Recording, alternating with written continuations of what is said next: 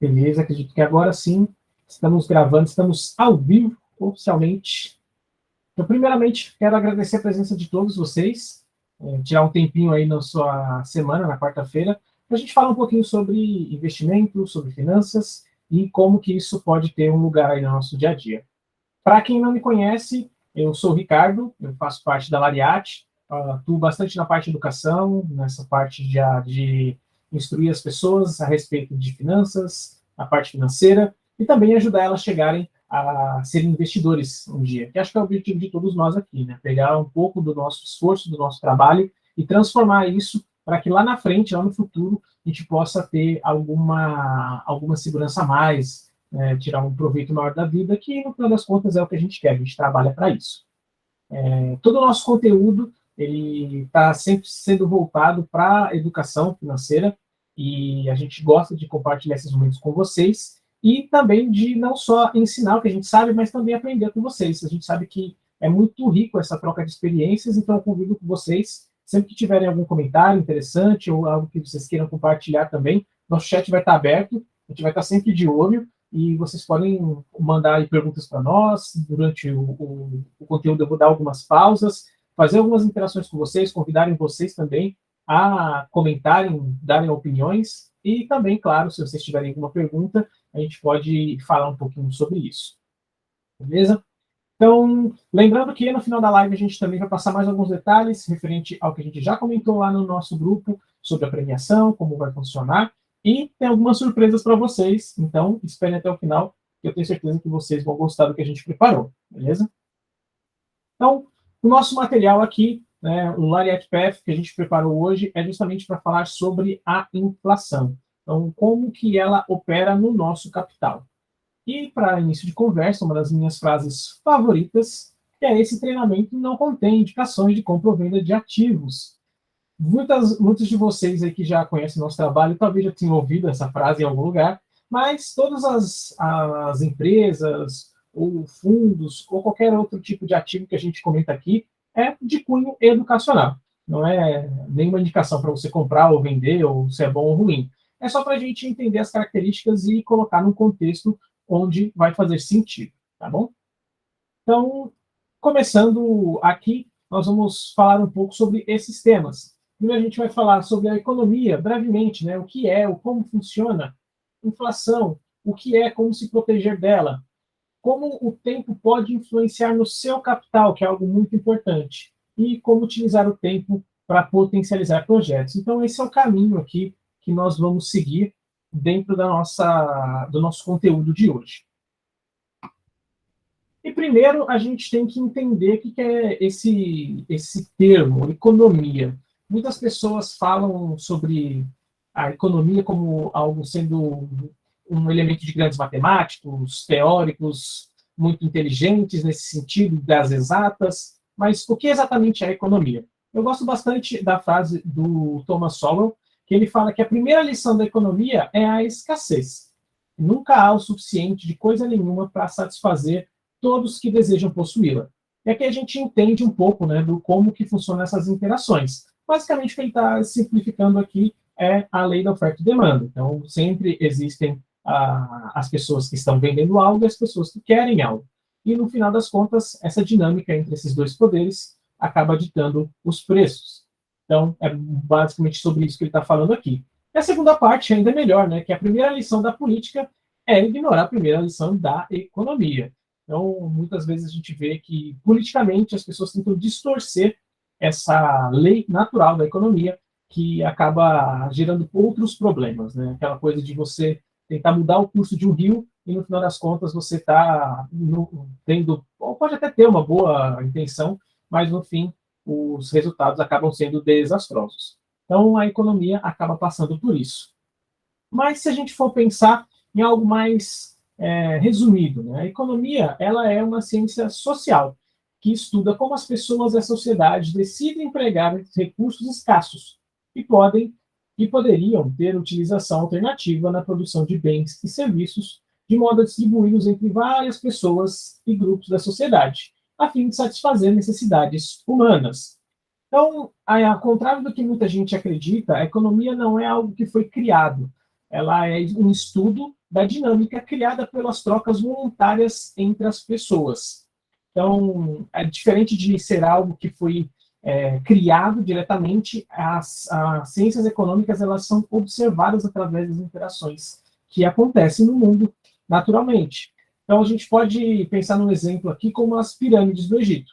Nós podemos dizer que a humanidade criou as pirâmides, mas a física que faz com que um objeto com uma base maior seja mais estável conforme ele vai subindo e ficando mais alto, isso não foi criado pelos egípcios, foi apenas algo que foi observado e compreendido. E a partir daí, eles colocaram isso, né, esse conhecimento adquirido de uma forma, no caso das pirâmides, física, mas poderia ser descrita em livros que foram feitos mais para frente. E a economia, de maneira bem similar, ela acontece, né, e nós criamos teorias de como entender, como descrever o seu funcionamento da melhor maneira que nós podemos. Esse, inclusive, é um dos motivos pelos quais a gente vai falar sobre teóricos diferentes e escolas diferentes de economia, como a gente pode falar da escola de Chicago e da escola austríaca, que apesar delas serem uma baseada na outra, né, eles ainda assim têm pontos de divergência. Então, a primeira coisa que a gente tem que entender é isso. A economia, ela não foi um sistema criado pelas pessoas de simplesmente de, nossa, nós vamos fazer com que funcione assim. Não, as pessoas, elas pelas suas próprias ações ali de trocas voluntárias, acabaram criando esse ciclo, esse mercado que funciona globalmente hoje. Beleza? Então, sabendo disso, do que é a economia, vamos entender agora um pouco sobre o que é a inflação, e o que ela é e como a gente pode se proteger dela. E aqui eu vou convidar vocês a interagirem um pouco com a gente. Primeiro, eu gostaria de saber se vocês sabem o que é inflação. O que é inflação para vocês hoje? Eu sei que é um termo que é muito conhecido, né? Você vê no jornal o tempo todo, muitas pessoas falam sobre isso, você vê, às vezes, políticos falando sobre inflação e tudo mais. Agora, para vocês, o que é a inflação? Podem mandar para a gente aqui no chat, que eu quero saber exatamente qual que é a opinião de vocês sobre esse assunto, qual a visão de vocês. E mantenham-se hidratados também, que é muito importante.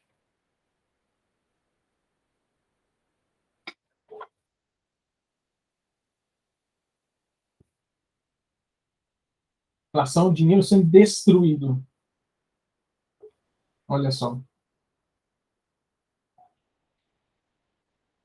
Resultado da expansão monetária. Legal. Boas definições.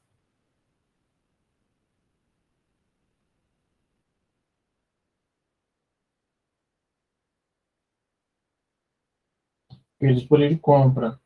Interessante também. Enquanto vocês vão mandando aí para a gente, pessoal, lembrando só que as nossas lives aqui, tanto essa como das próximas semanas, elas vão ser abertas a quem quiser. A gente está usando o nosso grupo justamente para organizar melhor, ficar mais fácil a comunicação. Mas se vocês tiverem outras pessoas que se interessam, querem conhecer um pouquinho do nosso trabalho, podem divulgar aí que é de livre acesso a qualquer um com o link, tá? Então, não precisam se manter para vocês mesmos. É só um imposto disfarçado. Essa é bem interessante, hein? Essa é muito boa. Dinheiro perdendo valor no longo do tempo.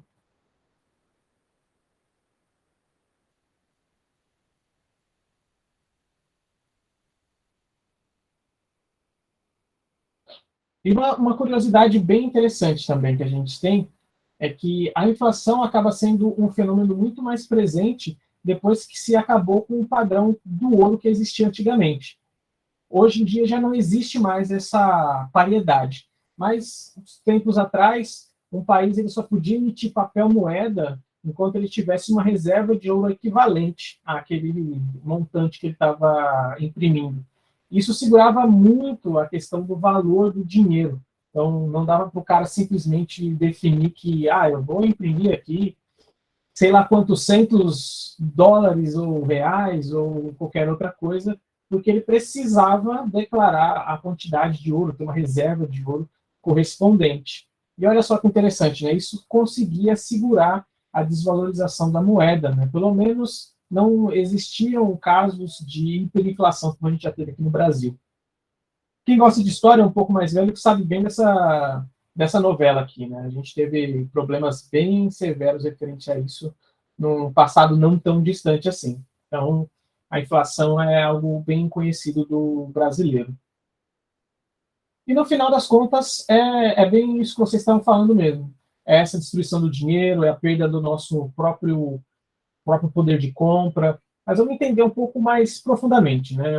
Como que o tempo, né, que é algo chave aqui que a gente vai falar bastante, vai influenciar no nosso patrimônio.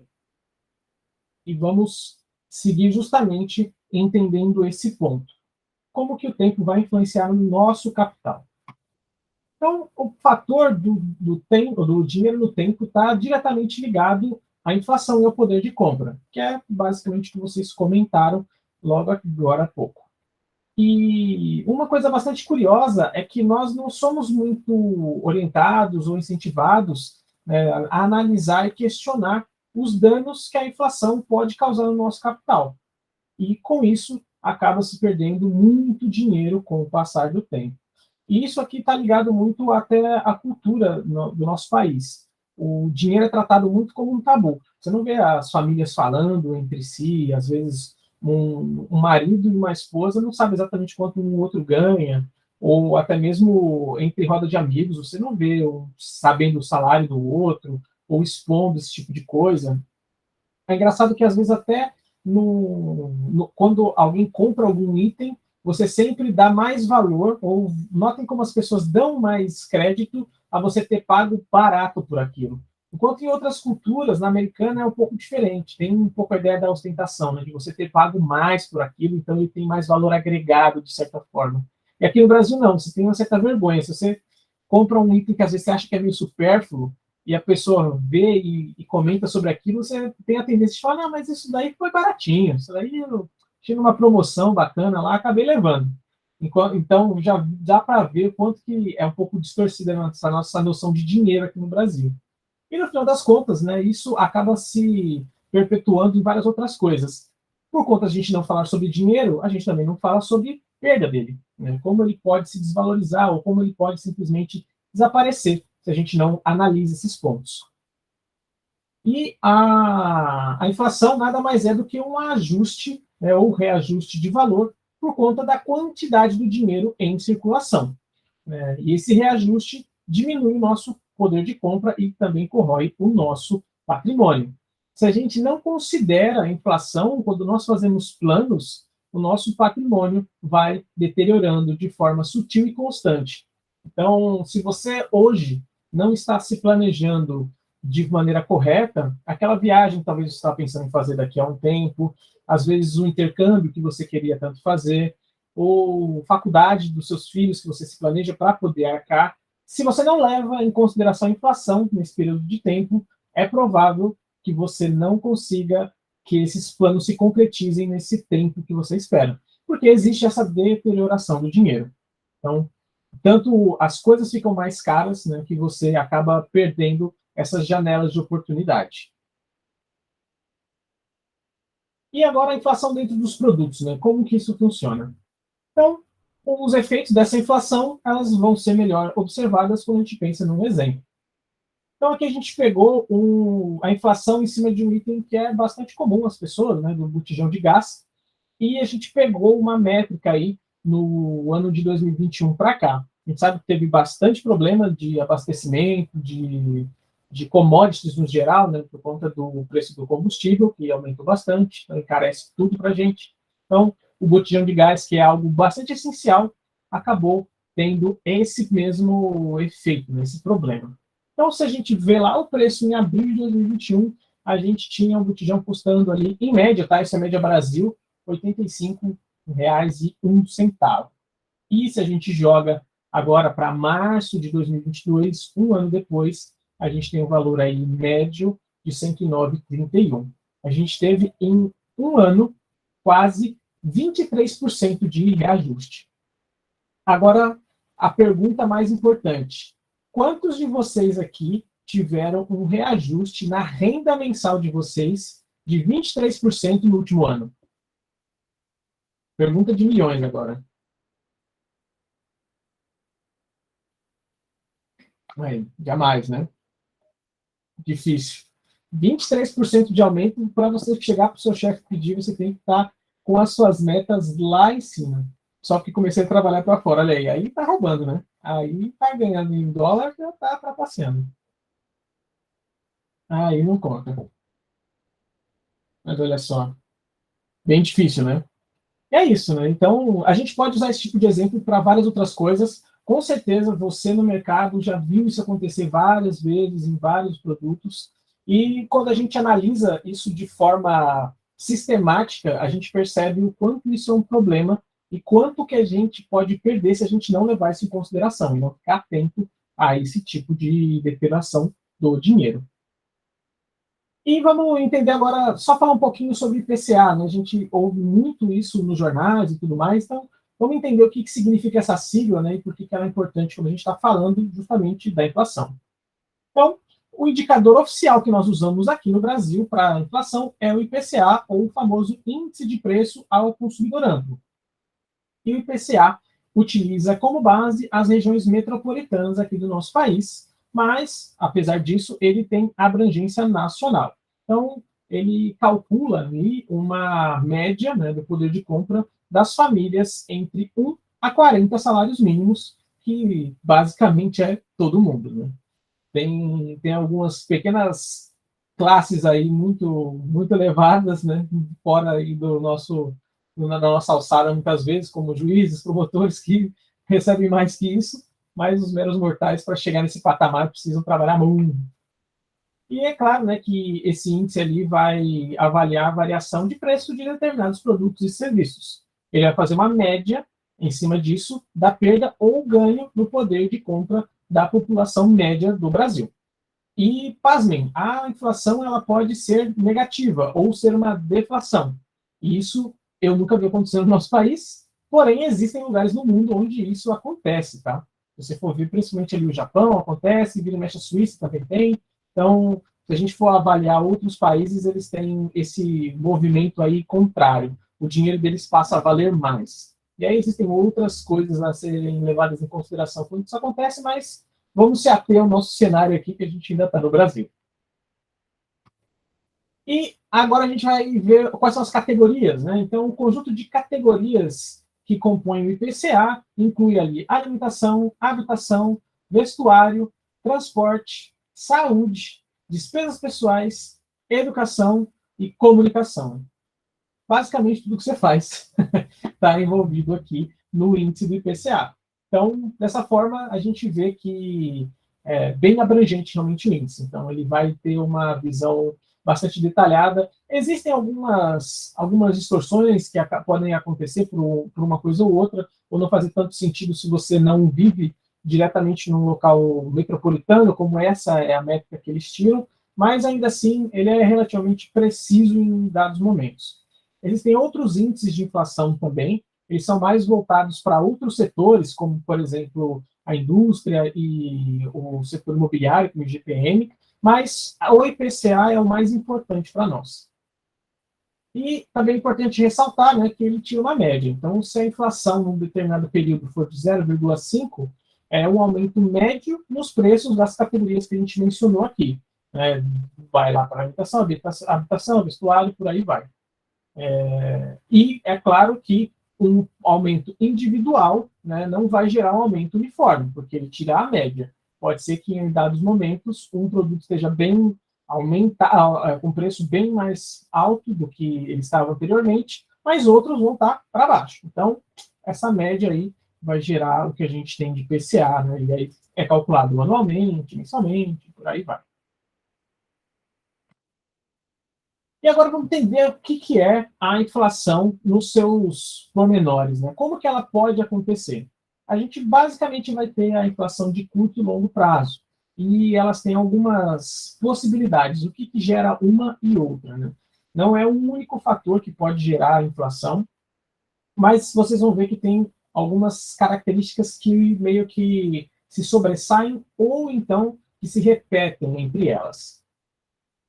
Começando pela inflação, de como ela pode se apresentar. Ela vai ser de curto prazo, né, podendo aumentar no período aí durante vários meses, ou de longo prazo, aumentando de uma forma contínua durante o ano. Essa é mais ou menos a métrica que a gente mais utiliza. A gente vê nos últimos 12 meses, algo nesse sentido, é o que você vai ver mais sendo divulgado por aí. Mas não significa que ele simplesmente, de um ano para o outro, a cada período de 12 meses, muda esse número magicamente. Não, ela vai acontecendo, né, e a gente tira essa média aí. O que acontece é que existem fatores que acabam influenciando mais rapidamente, ou seja, cria essa inflação no curto prazo, e outras que acabam se refletindo lá na frente, porque justamente tem esse tempo aí desses impactos serem sentidos diretamente na economia. Então, é por conta disso que a gente fica de olho. E esses movimentos, eles são cíclicos da economia. Então, nem sempre é possível a gente determinar uma causa raiz específica, ou pelo menos uma só, quando a gente olha para um movimento inflacionário. Muitas vezes são várias causas que estão juntas. E outra coisa é que a inflação, ela não simplesmente é um aumento linear, a gente tem ali subidas e descidas nesse meio tempo. Então, a gente olha sempre essa média. Claro que, né, aqui no Brasil existe essa questão da inflação, ela está sempre praticamente aumentando. Mas existem momentos onde ela se estabiliza e dá uma diminuída. Né? Por mais que a gente espere muito por esses momentos, às vezes demora um pouco. Entendendo agora inflação no curto prazo. Uma das causas que a gente vai ter é o aumento da demanda. Lembra lá do Sowell lá atrás? Vamos destrinchar um pouquinho o que ele estava falando. Então, quando a demanda por um determinado produto é maior em proporção do que a oferta, ou seja, mais pessoas querem um produto do que ele está disponível para compra. Então, o fornecimento desse item se torna mais difícil. E com isso, o preço tende a subir. E a razão disso acontecer também pode se dar por conta do aumento da disponibilidade do crédito. Ou seja, quando as pessoas possuem mais dinheiro, elas tendem a aumentar o seu consumo, o que aumenta também a demanda. E olha só como a gente vê como uma coisa acaba sendo relacionada com a outra. Não é simplesmente as pessoas, né, como um aumento populacional, que vai gerar essa falta de abastecimento ou essa falta de oferta no final das contas. Uma coisa não relacionada diretamente a isso também pode afetar os hábitos de consumo das pessoas, como facilidade ao crédito. Ou então as pessoas estarem com mais dinheiro, né, o que a gente chama de liquidez no mercado. Então isso também vai fazer com que essa demanda não seja suprida tão facilmente. Então, a lei da oferta e da demanda, que é o que o Solvo estava falando para a gente, é esse pilar tão importante na economia, e quando há essa distorção, acontece a inflação também. Mais crédito no mercado, mais pessoas parcelando TVs, menos TVs nas lojas. Aí, ó, perfeito. Então, para você aí que já está falando ali com a senhora Luísa, né, do Magazine Luiza, para parcelar naquele carnezinho gostoso a sua televisão para a Copa do Mundo, como ela mesma disse, saiba que esse acesso mais facilitado ao crédito também pode gerar a inflação. Então, quem não viu esse vídeo aí do Magazine Luiza, vejam lá. Não é nem de cunho educativo, né? A gente não influencia ninguém a fazer carnês por aí, mas, de certa forma, é engraçado. E a gente tem aqui até um exemplo que a gente tem bem forte, que aconteceu lá em 2018, né, onde a gente teve um aumento bem grande no preço do tomate, que ele subiu 45%. Só que ele puxou a inflação para 0,54, né, na verdade de 0,54 na época, para 0,74. Lembrando, a média. Então, por mais que ele tenha subido quase 50% no seu valor, ele alterou o índice só em 0,20. E no mesmo período, o alho também caiu 3,31.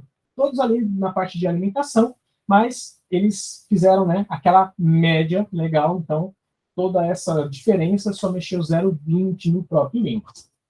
Então, até o momento aqui, dúvidas? Legal? Tá, interessante essa dinâmica da economia para vocês? Como que está para vocês essa parte? E o pessoal curtiu aí, né, a referência do Magazine Luiza.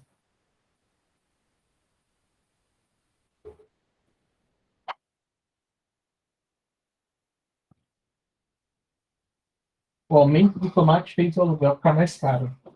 Olha só. Não é bem o início, mas é o índice como um todo, né? A gente vê a inflação como um geral.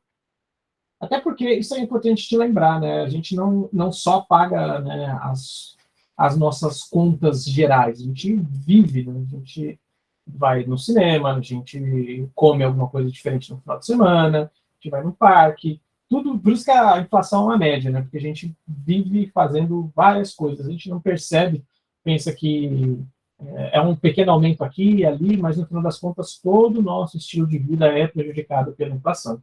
E isso daí é bem importante manter na cabeça, porque pode passar desapercebido. Mas é isso daí. Então, vamos pegar um outro exemplo aqui de inflação no curto prazo, que é o aumento de custos de produção. Então, vamos ilustrar aqui o nosso cenário, né, onde a gente pode imaginar um fazendeiro. Aqui no Brasil não é muito difícil, né? O nosso agro aqui é bastante forte, então o fazendeiro aqui não falta. Então, para esse fazendeiro ele manter o seu negócio girando, a sua fazenda, as plantações, ele vai precisar de máquinas agrícolas para fazer a sua manutenção, as suas plantações. E dentro desse cenário, né, o seu custo envolve não só sementes, não só enxadas, mas também combustível, porque ele vai precisar de máquinas para fazer com que a terra seja arada, com que os plantios sejam feitos e também para que as colheitas sejam feitas de modo mais eficiente e mais rápido. Então, né, quando a gente fala num aumento no preço do combustível, esse fazendeiro também vai ser impactado. E o custo do plantio dele vai subir, porque ele precisa de uma margem de lucro para suprir as suas necessidades e continuar crescendo. Assim, o aumento acaba sendo repassado por todo o ciclo, toda a cadeia. Então, o combustível fica mais caro lá na refinaria, então, na hora de você vender ele lá para a transportadora, ele fica mais caro na transportadora, a transportadora precisa de combustível para levar até os seus clientes, e aí os clientes vão comprar lá ou no posto ou em outras maneiras, né? Como no caso aqui ele é alguém que precisa de grande quantidade, vai ter outras formas de distribuição, mas toda essa cadeia vai acabar fazendo com que fique mais caro por conta de uma ponta. Lá em cima, porque o petróleo está muito caro no mercado, toda essa cadeia vai fazer com que o seu milho, seu feijão, seu arroz fique mais caro, porque está tudo interligado. A economia gira de uma forma muito intrínseca, ainda mais hoje que a gente tem mercado globalizado praticamente, né? Algo acontecendo lá na Rússia, como por exemplo a guerra na Ucrânia, acaba afetando aqui. E às vezes nem só por causa do aumento do petróleo, mas também a gente usa muitos fertilizantes lá que são produzidos na Rússia. Então tudo isso acaba gerando impacto. Até o momento que chega o nosso consumidor, que não fica nem um pouco feliz de ter que pagar mais caro em tudo que ele consome. Então, esse aumento no custo de produção acaba afetando todos nós, infelizmente. E agora vamos falar dos meus favoritos aqui. A inflação no longo prazo, que é a emissão do papel moeda. E aqui a gente já vai começar o nosso segundo player lá, que o Solon falou. Olha só, acho justo nos produzir tudo isso, ser exportado para fora e nos paga a inflação cada vez mais cara. Por exemplo, a gasolina. Pois é, isso daí é um grande problema que a gente tem, principalmente porque o combustível em si, para ele ser refinado, existem vários processos. Então, quando você pega o petróleo ali, no seu estado mais bruto, você tem tipos de refino diferentes para finalidades diferentes. Então, quando a gente utiliza o petróleo para fabricação de plástico, por exemplo, é um processo muito mais barato. Quando você usa para combustível, ele é mais caro e é um processo que a gente acaba não tendo aqui no Brasil. Então, por mais que a gente tenha petróleo, a gente acaba tendo que vender para fora, refinar lá fora e comprar de volta aqui para dentro. Então, isso acaba gerando uma deficiência para nós aqui. A gente acaba pagando mais caro por conta disso. E é aquela coisa, né? Isso deveria ter sido pensado há anos atrás, que não vai se criar um, uma indústria para refino da noite para o dia, né? Não tem como resolver esse problema de imediato. Alguém tem que estar pensando nisso hoje para resolver esse problema para daqui a 10, talvez 15, 20 anos. Olha só, foi pensado, foi escolha do governo. Olha só, aí, politicagens. Perfeito. Serve para muitas coisas. Verdade, serve para muitas coisas mesmo. Outros, como alimentos. Uhum. Tudo que a gente basicamente precisa fazer, a manufatura fora do Brasil, se a gente só faz a matéria-prima, no das contas a gente vai acabar tendo que pagar mais caro. Né? Porque quem vende o produto manufaturado vai te cobrar o custo da matéria-prima mais a manufatura. Logo, né, não é difícil fazer essa matemática. Mas falando agora da inflação de longo prazo, né, e emissão de papel moeda. E aí, nesse caso aqui, a gente tem a intervenção do Estado completamente. Então, quando nós temos gastos maiores do que a arrecadação, né, nosso maravilhoso governo aí, às vezes ele acaba gastando mais do que ele tem. Vai você fazer isso para ver o que acontece. Então, quando o governo faz isso, pode ser necessário imprimir mais dinheiro. E quando você imprime mais dinheiro, né, você tem que emitir mais papel moeda para pagar as contas. E qual que é o resultado disso? Você acaba fazendo com que exista um volume maior de dinheiro no mercado e muitas vezes você cria disparidade entre a quantidade de dinheiro que está nas alturas quanto à oferta de produtos e serviços, que está bem abaixo. E a gente sabe que o mercado funciona na oferta e demanda. Se a gente tem essa oferta muito baixa com uma demanda muito alta, a gente vai ter essa disparidade no preço. Necessário não é, mas o governo gosta de imprimir dinheiro. Gosta bastante, é mais fácil imprimir mais dinheiro do que ficar cortando gastos, né? Então, acaba acontecendo esse tipo de coisa aí. Ninguém quer tirar do próprio bolso, né? Tira do bolso dos outros aí que é mais fácil. E, obviamente, né, esse tipo de manobra é uma reação fora do poder do mercado, sendo feita diretamente pelo governo, porque o governo tem o monopólio desse recurso. Só ele pode imprimir dinheiro. Né? Na verdade, você pode imprimir na sua casa, é crime, não faz, mas o dinheiro de verdade só o governo pode imprimir. Aqui se aplica a regra sempre da oferta e da demanda, né? Então, a gente tem que entender que, uma vez que a oferta está abaixo da demanda, vai haver esse encarecimento, não tem outra escolha. Os outros tipos de inflação são pontuais, acontecem por conta de eventos distintos. E, no fim, expansão monetária é um tipo de inflação constante. Olha aí. Ou seja, escolha do Estado depreciar nosso dinheiro. O Estado está aí para fazer as coisas que ele gosta de fazer, né? No fim das contas, acaba advogando causas da própria em vez do bem-estar da população, muitas vezes. É triste, mas né, a gente tem que entender esses meandros aí e tentar se proteger como podemos. Então, essa aqui é uma forma também de gerar a inflação, principalmente no longo prazo, porque até quando o dinheiro entra no mercado, existe sim inicialmente aqueles movimentos do próprio mercado de entender isso, mas essa diluição, né, esse aumento vai sendo sentido com o passar do tempo. E aí, constantemente, né, você vai ter o valor da inflação aumentando. Wagner, quer mandar uma pergunta aqui para a gente? Que você levantou a mão aí.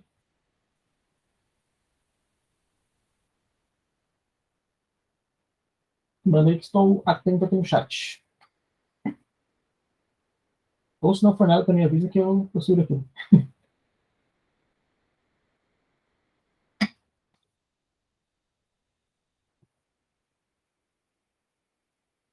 Luiz sempre bravo com o Estado, né? Justo. Mas beleza, se tiver mais alguma coisa, manda aí que eu já puxo. E vamos pegar um outro exemplo aqui, que é a redução da taxa de juros da Selic. E quando o governo faz essa baixa na Selic, né? Lembrando que a Selic é a taxa básica de juros que a gente usa na economia brasileira aqui, ela é definida pelo Banco Central, né? E acaba sendo refletido nos investimentos de renda fixa, né? Que eles acabam rendendo menos por conta disso. Então, a Selic é essa taxa base que a gente utiliza. E com taxas de juros menores, o acesso ao crédito fica mais fácil e o consumo aumenta em sequência. E isso também gera a inflação no longo prazo. Então, é basicamente a mesma força de mercado agindo aqui. Oferta e demanda. Então, as pessoas estão tendo mais acesso a dinheiro, então está sendo mais fácil você pegar empréstimos, está sendo mais fácil você conseguir aquele seu cartão de crédito com limite estouradaço, né? Então, tudo isso está mais acessível. Então, as pessoas consumem mais, compram mais, né? E se endividam mais. E isso faz com que, no longo prazo, as coisas também acabam aumentando de preço por conta da inflação. No final das contas, né, a gente sempre vai observar essas duas forças agindo no mercado, oferta e demanda. E a inflação, ela é um fenômeno que vai estar circundando sempre esses caras aí. Então, existem formas onde isso acontece de maneira mais orgânica, por assim dizer, né, onde o próprio mercado, por algum problema externo, às vezes gera um problema de abastecimento ou de encarecimento por conta de outras questões, né, como a gente comentou de guerras e tudo mais, mas tem coisas que acabam sendo feitas na mão grande ali, né, na questão de no laço, né? Só não, vamos botar a taxa de juros lá embaixo agora. A gente quer que as pessoas consumam mais. E aí acontece esse tipo de coisa. Não só isso acontece, como o contrário, tá? A gente está vendo aí uma subida grande na Selic ultimamente, ela está batendo, acho que, não lembro se estava 13,25 ou 13,75. O pessoal na escuta aí, pode pesquisar isso para mim rapidinho, depois mandar aqui no chat. Tá, entre esses números, estava se cogitando bater 14%, e é justamente 13,25. Então, 13,25 aí está a nossa taxa Selic atualmente, e né, ela justamente está tentando segurar a inflação. De novo, o governo tentando fazer com que a economia haja, né, da forma como ele quer, no laço, né? Então, joga lá a taxa de juros lá para cima, não deixa o crédito facilitado, que aí você segura a inflação. A gente sabe, né, que isso não é sustentável, isso não é muito bom para o mercado. Sempre vai girar o revés. E a galera tenta, né, inutilmente fazer esse tipo de coisa. Mas a gente tem que entender que isso não é algo saudável. Então a gente tira algumas conclusões. E a primeira delas é que a inflação é basicamente o Estado decidindo quanto o nosso dinheiro vai se desvalorizar num determinado período de tempo. Não obstante, o próprio Estado, o próprio governo tem uma meta de inflação. Então ele sabe que o seu dinheiro vai desvalorizar e ele tenta colocar um número mágico de quanto você vai perder de dinheiro aí. E é claro que, né, isso daí para você é sempre ruim. Olha só, bem interessante. Ó. Vamos tirar X% do valor do seu trabalho. Né? Olha aí o problema, né? E, de novo, né, será que você tem um reajuste salarial anualmente de acordo com a inflação? Se não, por mais que você tenha, às vezes, um aumento ali de 2, 3% no seu salário todo ano, se a inflação estiver a 5%, de um ano para o outro você está recebendo menos. Né? É triste chegar a essa conclusão, mas é a mais pura verdade. O salário mínimo nós sabemos que não vem, sabe? Todo ano que tem um aumento no salário mínimo, ele nem chega a considerar a inflação. Então, a gente sabe que a gente não pode depender disso. E é justamente que, para proteger o seu capital, é necessário sair do convencional, buscar formas eficientes de investimento e levar em consideração a deterioração que o tempo traz para nós automaticamente. Então, com o passar do tempo, o nosso dinheiro perde valor. E a gente precisa entender isso e ir para formas mais eficientes, né, para que a gente faça com que o nosso dinheiro valha mais, em vez de valer menos. Beleza? Então, pessoal, quero saber de vocês dúvidas com relação a essa parte. A gente ainda tem mais algumas coisas, porque a gente só falou de coisa ruim, e aqui a gente tem que falar de coisa boa também, que vai ser justamente o nosso próximo tópico, que é como a gente pode mudar um pouco essa dinâmica. Então, Dúvidas até o momento? Considerações?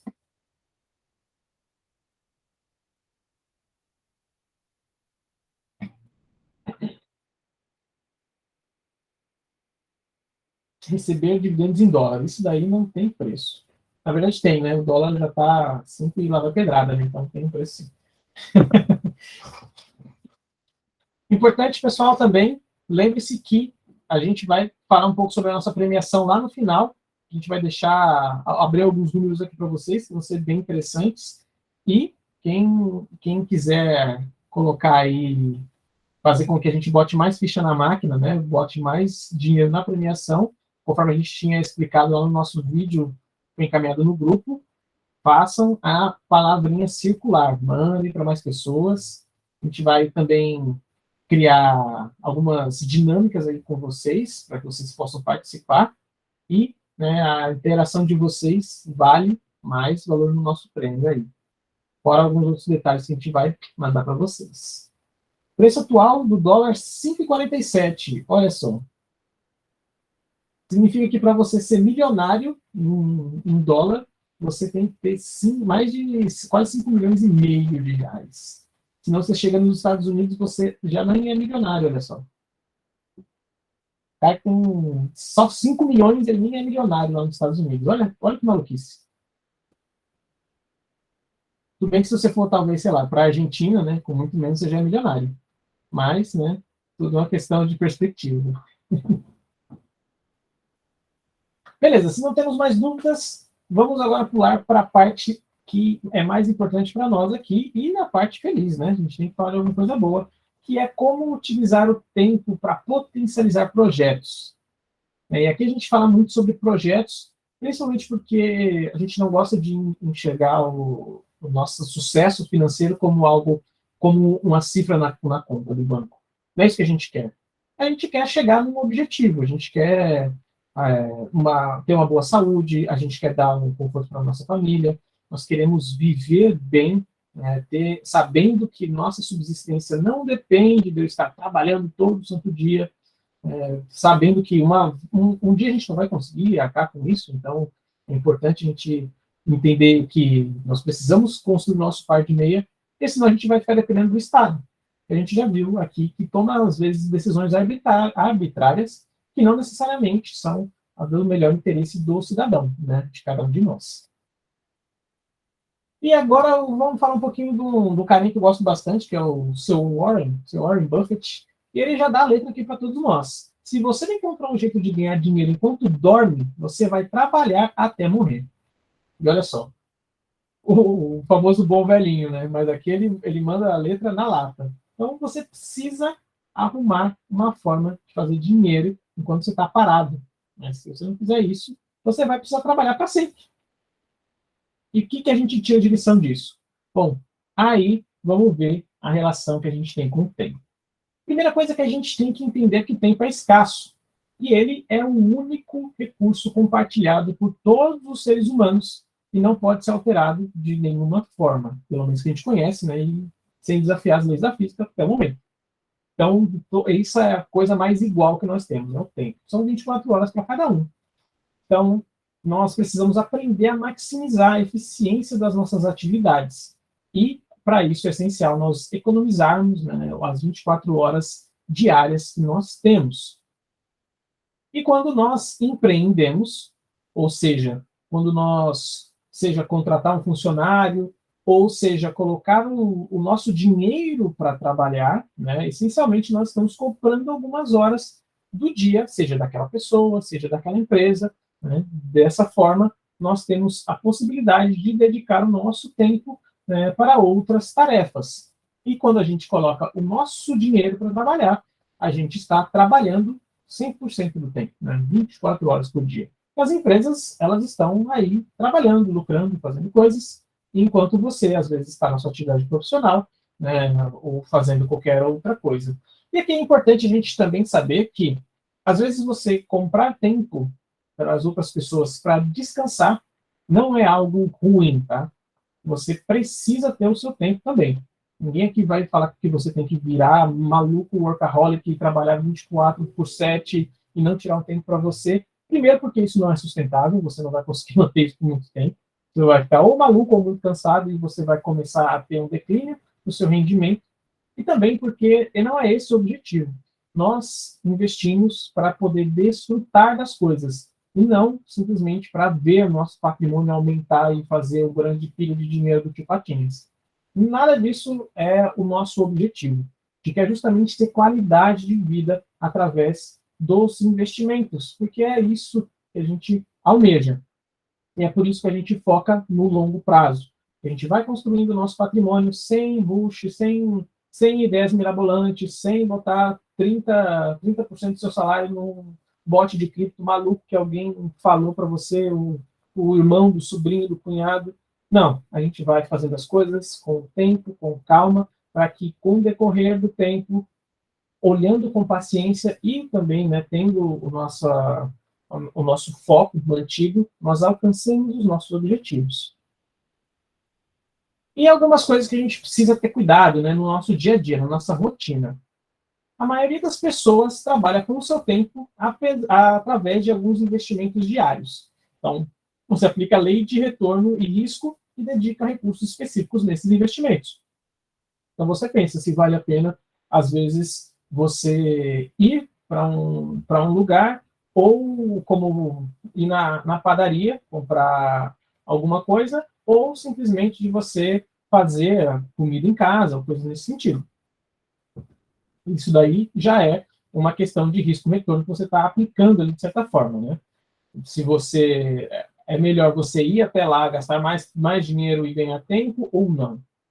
E também existem outras correlações, né? Vale a pena eu atravessar essa rua agora correndo, sem olhar para o lado, para eu ganhar 5 segundos a mais? Ou a reunião pode esperar alguns minutinhos aí até que o semáforo abra para mim? Tudo isso a gente está praticando diariamente. Então, quando nós fazemos isso de forma não consciente, que aí é o grande problema, a gente acaba desperdiçando muito do nosso tempo, do nosso esforço. Esse desperdício ele acaba se acumulando de forma descontrolada no longo prazo. Quando a gente for falar um pouquinho sobre juros compostos, né, depois entender um pouco sobre essa dinâmica, a gente entende o quanto essas coisas acumuladas lá no final elas fazem muita diferença. E quando nós compreendemos que estamos constantemente investindo, ou seja, nós estamos colocando esse esforço, né, no nosso dia a dia, é muito contraintuitivo que a gente não faça isso no nosso dinheiro também. O que a gente quer dizer aqui é que a gente sabe que na vida a gente tem que às vezes arriscar para ter algo melhor, né? Às vezes você arrisca uma nova carreira, às vezes você arrisca de chegar no seu chefe e pedir um aumento, porque aquilo pode ser mal visto, mas também você acredita que, né, pode ter um retorno em cima daquilo. Tudo isso você calcula ali os riscos e os retornos que aquilo pode te trazer. E, às vezes, quando a gente fala de dinheiro, é onde as pessoas acabam botando o pé para trás. Elas acham que a segurança é o melhor caminho. No Brasil, a gente tem um exemplo muito forte disso, que é da poupança. Quantos de vocês aqui hoje têm dinheiro guardado na poupança? Manda aí para mim. Quero saber quantos ainda têm dinheiro na poupança. Não, não, não existe resposta errada, viu?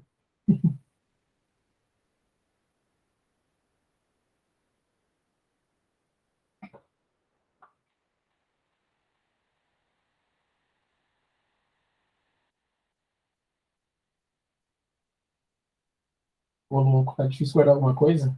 Aí realmente precisamos organizar essas contas, né? Wagner?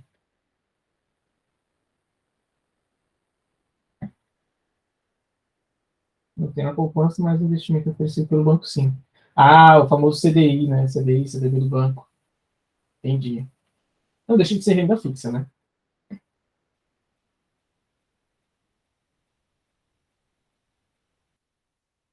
Apesar de que, spoiler, tá? A renda fixa ela não é tão fixa quanto se imagina. A renda fixa ela tem alguns pormenores aí que às vezes ela varia. O CDI também tem para emergência. Olha só, emergências, é importante a gente ter liquidez. Muito bom. Ali, ó, cookies comprados com dividendos. E às vezes tem bolo também, viu? Fique esperto que às vezes tem bolo. Mas bacana. Agora, um dado que talvez não seja tão interessante, né? É bom que pouca gente está ainda na poupança, especificamente. Olha só, aplicou no Nubank. Legal. O Nubank deu uma diminuída ali, né? Algumas regras diferentes, mas ainda dá para tirar alguma coisa se você for deixar um bom tempo lá parado. Às vezes é melhor do que muitos outros CDIs por aí. Ah, renda extra. Renda extra é muito importante, viu, gente? Nunca dependa sempre de um lugar único. Tenha sempre, né? A famoso, né, não colocar todos os ovos na mesma cesta. Quem mexe com TI aí sabe também, na regra do backup. Se você só tem um, você não tem nenhum. Muito bom. E, pasmem, a poupança nos últimos 12 meses ali, na verdade, entre junho de 2021 até maio de 2022, né, exatamente os últimos 12, mas no período de um ano, rendeu 6,6%. Você pode pensar, né? Parece interessante, né? 6,6%. Um backup igual a nenhum. Olha só, em ações e fundos nos últimos meses. Muito bom, Vantuí. Aí sim, já está na renda variável. Mas olha só, poupança rendendo 6,6. Beleza. Pode ser bom ou ruim, depende do parâmetro. Mas fica péssimo quando a gente olha um outro número, que é o da inflação dos últimos 12 meses. E aí esse está em 11,89. Ou seja, a inflação está quase o dobro da poupança. Então você que bota seu dinheiro suado lá na poupança, o banco fica enchendo o seu saco para fazer isso, saiba que ele rende menos do que a inflação. Então, você está deixando o seu dinheiro desvalorizar. E por conta disso, é que a gente tem que entender que a ausência de risco, ela traz consigo um risco por si só. Porque significa que você não está ali atingindo o potencial que você poderia. E olhando para a questão dos riscos, nós olhamos para ele de uma forma contraintuitiva. Porque dentro da nossa rotina, nós corremos riscos o tempo todo. Então, entender a proporção do risco referente aos recursos que nós queremos aplicar é a primeira coisa que nós devemos analisar ao fazer qualquer investimento. Então, seja isso na sua vida diária, né? Devo atravessar a rua correndo ou esperar o semáforo? Então, exclusivamente quando a gente fala de dinheiro, que é um grande porém, nós somos instigados a não tomar riscos, nos blindar, que é completamente contra-intuitivo, já que nós estamos arriscando todo santo dia. Se você sai da sua casa, alguma coisa pode acontecer com você. Você pode ser roubado, você pode ser atropelado, você pode cair no buraco, pode cair um meteoro, você nunca sabe. Então, quando as pessoas falam, né, que querem ter segurança no seu dinheiro, elas, no final das contas, o que falta para elas muitas vezes é conhecimento, né? Porque você pode tomar riscos conscientes no final do dia. E o Nassim Taleb já fala disso, ele gosta de falar bastante sobre essa questão. E ele fala para a gente, qual o risco de atravessar a rua todos os dias? Então, de acordo com você, tem que ficar em casa em estado de paralisia. E a resposta é que não. Nós atravessamos a rua, né, não com os olhos vendados. Nós usamos informações sensoriais para mitigar os riscos e reduzir a exposição a choques extremos. O nosso Nassim Nicholas Taleb. O que ele quer dizer aqui é que quando nós vamos tomar riscos, o que nós fazemos, no final das contas, é usar o nosso conhecimento para mitigar os impactos que esses riscos podem ter na nossa vida. E é aí que a gente entra como investidor. Quando nós falamos da renda variável, nós falamos que é importante você estar na bolsa, e as pessoas pensam, nossa, mas a bolsa é algo muito arriscado. Tudo é muito arriscado se você não sabe o que está fazendo. Você trocar uma tomada, para mim, é algo simples.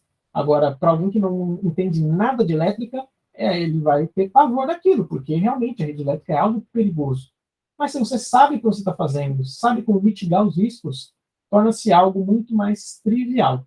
E é isso que nós buscamos. Nós estamos buscando o conhecimento justamente para nos cercar de uma segurança nesse sentido, né? não é totalmente seguro, a gente sabe que tem, né, possibilidades de subida e descida, mas quanto maior o nosso conhecimento e engajamento, menor vão ser os choques extremos, ou seja, menor vai ser o nosso baque. A gente vai estar sempre entendendo quais são os riscos e nos expondo dele de maneira inteligente, que é o mais importante. Então, o risco não é algo ruim por si só. Ele traz coisas boas consigo. E o tempo nunca irá alterar o pior cenário, apenas contribuir para o melhor. Sendo que quando se investe no mercado financeiro, estamos nos comprometendo com o capital e com o tempo para que esse mesmo possa gerar valor. Se você coloca o seu dinheiro na bolsa, seja 100 mil, 10 mil, 100 mil, o máximo que pode acontecer, no pior dos cenários, no cenário totalmente catastrófico, ele virar zero. É isso que pode acontecer. Mas isso é algo muito remoto, principalmente se você estiver atuando de forma inteligente, de forma a que você entenda o que está fazendo e, principalmente, esteja olhando para o mercado de forma a ser um investidor de longo prazo. Se você olhar qualquer índice aí, você pode olhar o Ibov, o FIX ou vários outros índices, quando você olha para um cenário do dia, ou às vezes do mês, você pode ver uma queda vertiginosa ali. Mas quando você olha para o todo, para o longo prazo, para 5, 10, 15 anos, você muito provavelmente vai ver uma subida. Não uma subida em linha reta, altos, baixos, mas sempre aquela escadinha. Porque no final das contas é a direção onde as bolsas estão correndo, né? Estão andando no decorrer da história. Então, o que você precisa saber é onde você vai se posicionar dentro desse mercado, para que no longo prazo você tenha uma geração maior de valor. E a gente fala bastante de longo prazo, porque a possibilidade, né, o maior risco, né, que nós temos é que a gente viva até os 70 anos, pelo menos, que é a média do nosso país. Então, se você pensa, né, mas daqui a 20 anos eu vou ter, né, esse patrimônio, se você tiver esse patrimônio daqui a 20 anos, você está vivendo muito bem, tranquilo, passando a fazer aquilo que você sempre quis. Imagine que todas as suas despesas, elas não dependem da sua atuação direta. Você está trabalhando segunda, sexta, num trabalho que você pode gostar ou não, né? Mas que depende da sua presença ali. E se você estiver investindo hoje, para daqui a 15, 20 anos, você pode ter toda essa mesma qualidade de vida que você tem hoje, escolhendo fazer o que você quer ou não fazer. Então, é a grande escolha que nós temos, né? Sacrificar um pouco hoje para ter algo melhor no futuro, ou aproveitar simplesmente o agora, né? E deixar como um grande mistério que vai ser lá para frente, né? Acho que a escolha para vocês que estão aqui hoje com a gente é bem clara, né? Vocês querem estar investindo hoje para colher amanhã. E é, para mim, a escolha mais inteligente.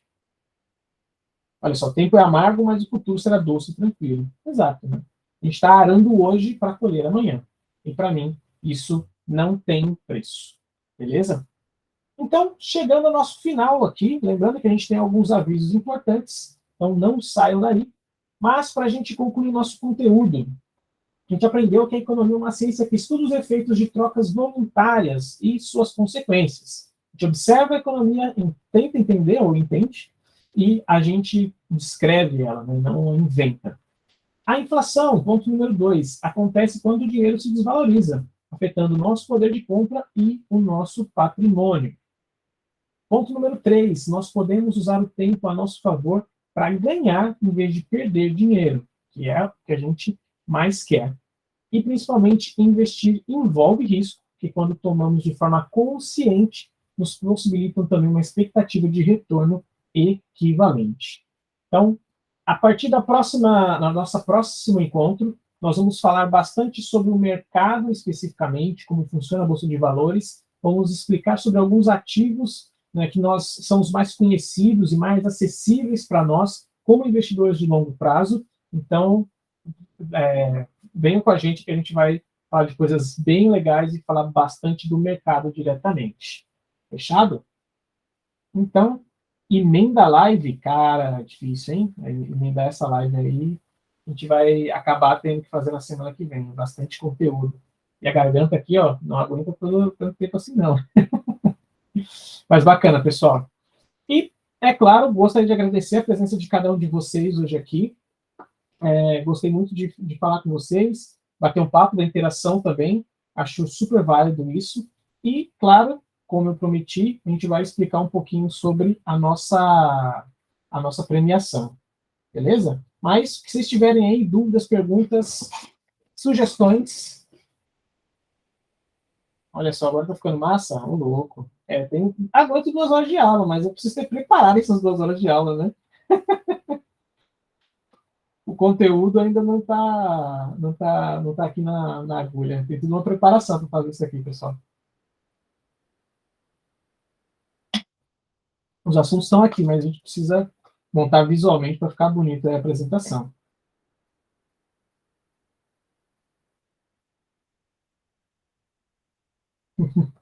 Aí, obrigado, Leonir. Pô, deixa eu ter uma folguinha também, pô.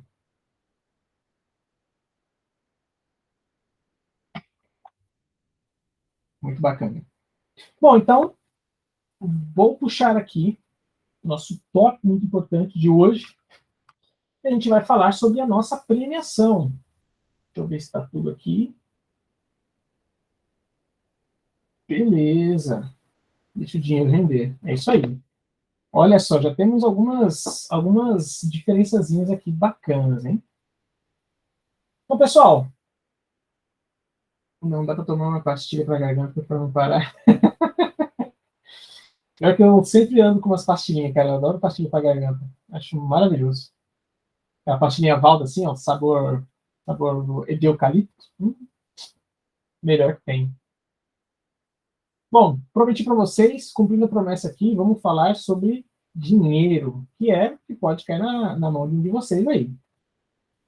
E a gente falou sobre o nosso prêmio, a gente tem um vídeo explicando um pouquinho sobre ele. E aqui já gostaria de dar uns pormenores. Primeiro, a gente está utilizando uma empresa para lastrear o nosso prêmio, que significa que vocês têm total interesse de ficar sabendo quanto está valendo aqui, ó, a Marfrig. No vídeo que eu fiz, que está lá no nosso YouTube, acho que se vocês quiserem depois eu mando o link de novo, estava 12,33, se eu não me engano. Agora já está em 13,48. Significa que o prêmio mínimo é de 134,80. Mas tem 2 coisas muito importantes. Primeira coisa é que a gente vai fazer uma publicação e nessa publicação as interações de vocês valem dinheiro, literalmente. Vou fazer uma hashtag aqui e aí eu quero saber o seguinte: eu quero sugestões de vocês do que seria uma hashtag legal para a gente colocar lá na nossa publicação que tem a ver com o assunto de hoje. Algo que vocês aprenderam, que acharam interessante, gostariam de colocar como interação, porque a gente vai colocar uma publicação no nosso Instagram, e a cada 10 comentários com essa hashtag, a gente vai botar mais um aqui, ó, na quantidade de ações do nosso prêmio. Então, aqui, ó, se a gente chega a 10 comentários, a gente já aumenta um pouquinho aqui o nosso multiplicador. O que isso significa na prática? Significa que esse valor aqui, ele passaria para 11. Ou seja, ficaria um pouquinho mais gorda a nossa premiação. E qual que é a outra sacada, que é a parte 2 aqui? Se vocês quiserem marcar pessoas também na publicação, cada 2 pessoas que vocês marcarem lá, também entra aqui, tá? Então, por comentário, vocês podem marcar 2 pessoas. Então, comentem várias vezes com pessoas diferentes. Não vale ficar marcando a mesma pessoa, até porque aquele seu amigo vai te xingar bastante se você fizer isso. Mas manda lá, fala para 2 colegas seus lá, cara, viu uma palestra muito legal, a gente conversou sobre isso aqui, acho que você vai gostar. E marca planinho, ciclaninho ali.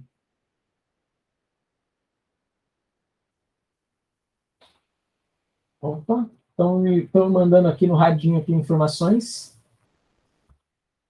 Ah, tá. O pessoal tá mexendo ali. Publicação vai sair até 1 hora depois da live, tá, pessoal? Então fiquem atentos. A gente vai também mandar lá no nosso grupo do WhatsApp para vocês ficarem espertos. Então, se vocês conseguirem aqui, olha, marcar 6 amigos, já tem um multiplicador de mais 3 aqui. Então a gente chega a 13 nesse prêmio e começa a ficar mais interessante. A gente também colocou um alvo para a gente chegar em mais pessoas. Então, a gente tem um limite hoje de 3 mil, é o máximo que o prêmio pode chegar. Então, bota a pessoa para comentar, chama a tia, chama a avó, chama o irmão. Se a galera comentar bastante, esse prêmio pode chegar hoje até 3 mil reais, beleza? Vai ser sorteado na última live, que vai acontecer no dia 10/8. Então, vocês precisam, né, ajudar a gente a incrementar esse prêmio aí. E, além disso, a gente tem algumas metas de pessoas online. A gente engajar e colocar mais pessoas para as próximas lives, a gente vai aumentar o nosso cap, beleza? Então, o nosso cap vai aumentando aqui conforme a gente coloca mais pessoas na live. Se a gente colocar mais 50 pessoas na próxima live, aumenta para 3.500 aqui o nosso prêmio. 100 pessoas, 4 mil. E aí até 200 para 5 mil reais, beleza? E, muito importante também lembrar, vocês precisam cumprir um desafio. Desafio que eu vou falar daqui a pouco, tá? Da live de hoje. Cada uma das lives vai ter um desafio, a live 1, 2 e 3. Vocês vão precisar interagir com a gente lá pelo Instagram para poder participar. Só participa quem tiver concluído todos os desafios. Eu vou apagar aqui, porque a gente vai começar a contar isso a partir de hoje na publicação. Essa planilha também vai ficar acessível a todos vocês, então vocês podem olhar lá. Claro, vocês não vão poder editar ela, né, por motivos óbvios, porém, ela vai estar lá para todo mundo olhar. Então, opa, deixa eu só aqui. Seguinte, o desafio da live de hoje é o seguinte: cada um de vocês que estão na live hoje aqui vão lá no nosso Instagram, vão mandar um direct para a gente e vocês vão nos falar o seguinte: se já investe, sim ou não. Se você não investir, eu quero saber o que te chama mais atenção no mercado financeiro. Pode ser poupança, renda fixa, criptomoeda, pode ser mercado futuro. O que você acha de mais interessante para quem não investe? Para quem já investe, fala para a gente. Eu já invisto em ações, em fundos imobiliários. Fala para a gente o que é que você já investe. A gente quer que vocês falem para a gente, até para a gente poder direcionar um pouco o nosso conteúdo. Se tem bastante gente que não investe, a gente traz algo mais básico. Se for algo que já está bem amplo para vocês, a gente traz algo, às vezes, mais específico que vai agregar um pouco mais, beleza? Então, o primeiro desafio é, vocês vão no nosso direct e vão falar para a gente se investe, se sim ou não, e para quem investe no quê, para quem ainda não investe no que tem mais interesse hoje em falar mais sobre ou entender mais sobre. Então, combinado? Beleza. Combinado. Show. Beleza. Day trade não vale. Day trade é palmatório, hein? Day trade. Aqui a gente só vai falar de longo prazo. Você pode até gostar de day trade. Eu, particularmente, não recomendo. Então é o seguinte, só falta uma coisa para a gente encerrar nossa live, que é a nossa hashtag. A nossa hashtag é essa daqui. Eu quero ver vocês spamando lá no na nossa publicação, que vai ser colocada lá no Instagram. Invisto na mulher também vale? Olha, diria que vale, ué. O jogo do bicho conta aí é renda muito variável, eu diria que é altíssimo risco. Não sei se conta como investimento, acho que está quase no day trade, mas eu acho que a instituição do jogo do bicho é uma instituição um pouquinho mais sólida, inclusive. Mas olha aí, a hashtag do nosso desafio de hoje é melhor que poupança. E se você colocar lá, encher o saco da galera, colocar cada vez mais pessoas, né, para participar junto com a gente vai incrementar esse prêmio e todo mundo que cumprir os desafios vai poder ser sorteado no final. Então, melhor que poupança é a nossa hashtag de hoje. Mandem lá nos comentários para a gente. Combinado? Acho que é isso. Acho que eu empolguei um pouquinho. Ó. O pessoal estava querendo emendar uma outra aula aí, mas acabei passando uns 10 minutinhos aí do programado. Desculpa a empolgação, mas gosto bastante aí de conversar com vocês e ter essa interação.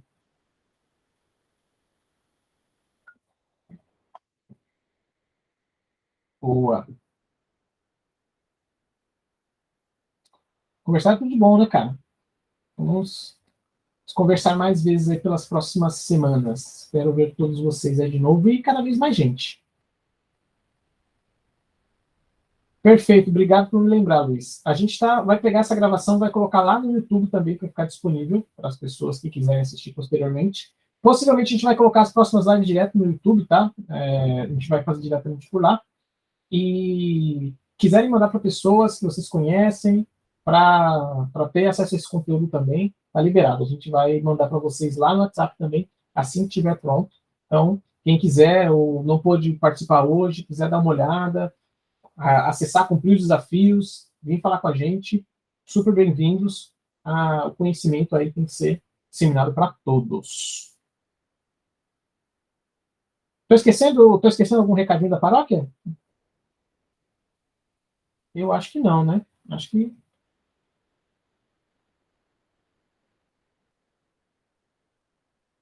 é isso aí, né? Então, fechado. Pessoal, muito obrigado. Agradeço aí a presença de cada um de vocês, me ouvirem aí por 1 hora e uns quebradinhos. E aguardo vocês na semana que vem para a gente continuar esse papo e falar mais sobre investimentos. Então, bora cumprir os desafios aí e receber algum prêmio, quem sabe. Abraço e até semana que vem.